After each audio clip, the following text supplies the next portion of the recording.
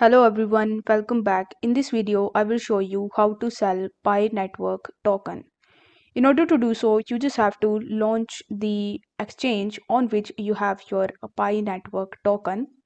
So let's say you have your Pi Network token on HTX. So you just have to launch the HTX exchange and you simply need to log in into your account.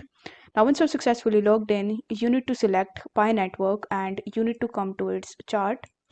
Now over here, if you scroll down a bit, you are going to see this a buy and sell button. So over here, it will show you the current price of Pi Network token, and here in the amount section, you will have to enter the amount of Pi Network that you want to sell. After that, you can use this slider in order to set the limit of PI that you want to sell.